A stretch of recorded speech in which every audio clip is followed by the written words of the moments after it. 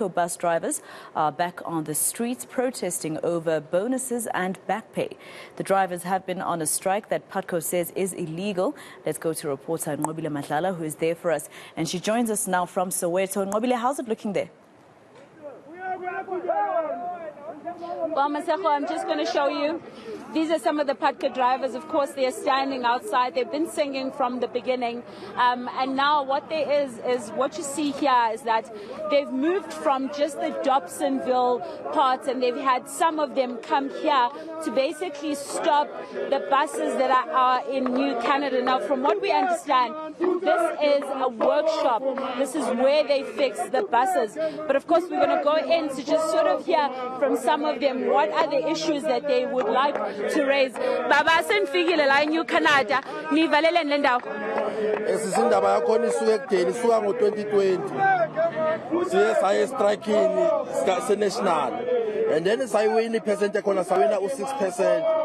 Wavuma futhi kahle lo mlungu wethu ngoba uyena oyiboss akathi uphethe kulama bus company. Wavuma wathi uzayibhadala. Mase kumele ayibhadale. Kwangena iCovid wasevika ngayo siyawazi ngamaqhinga ukaqhamuka sitshela ukuthi ushota ngebonus ushota ngani nangani ubugebengu nje buningi kuye ngibalela khona ngani mangutshela ngashonila ngikwenze an example ngenye into anibokeni nibuze nina bezindaba ukuthi kungani thina singavinjwa amaphoyisa estradini nibuze lo mbuzo ukuthi kungani ubhasi yakaphathi ngavinjwa amaphoyisa qaleni besivinjwa amaphoyisa inzima le ndaba baba kwenze njani besivinjwa amaphoyisa aqaleni mayesivimba wadukuduka ayisaqala amaphoyisa egcwala la obvious kwase ukuthi lapho bese kwenzakalile angeke uzuyibuze nokuyibuza le uyayibona nawe emva kalokho thina sidlula kule traffic kunzima ngekorokolo engekorodo esingeke emgwaqeni siyadlula kunzima kunjani manje indaba yenza ukuthi nimelana ke nifuna kwenzakaleni izolo amashopshwathi nabanye abafundi bebeyoxoxisana naye le wasithembisa ukuthi ngo10 o'clock uzasixoxa sonke uzosibhalela incwadi asixoxe sonke manje njengoba silapha sibatshela sifuna iyodwa into esifuna ukuthi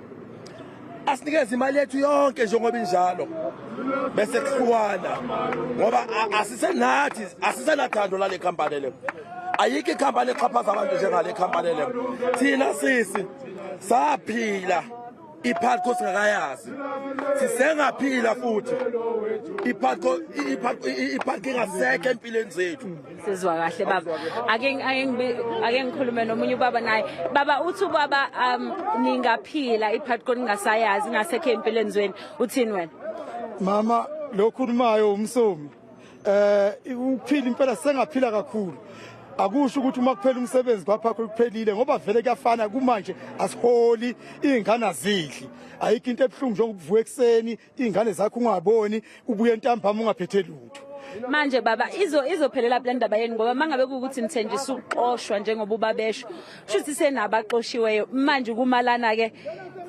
njengamanje njoba simela silinde izwi elizophuma kuye umqashi wethu ukuthi sesixoshiwe vele siyazi vele sivuke ekseni sazi ukuthi sesinabaxoshwa vele kodwa sizosuka la sesitholile imfanelo zethu ukuthi sixoshiwe bese sicela imali yethu u6% nebirthday yakhona nebonus konke kuphelele konke sizwa kahle baba siyabonga asibonge masomeni well Maseko I think what they're clearly stating there is that they are not going to move here until that back pay that they've been asking for has been paid and that 6% has been paid. They're saying that according to the meeting that happened between the employer and some of the delegates is that they were told that they are going to be fired by 10 o'clock. As we all know that this is an unprotected strike.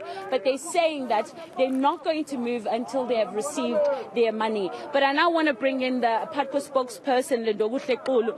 Lindo, I think it's very clear from the people that are speaking here that they're unhappy with how they've been treated, but they're not going to move here until they've been paid. What happens now? Well, we can just confirm as Putco that processes have been underway since Thursday.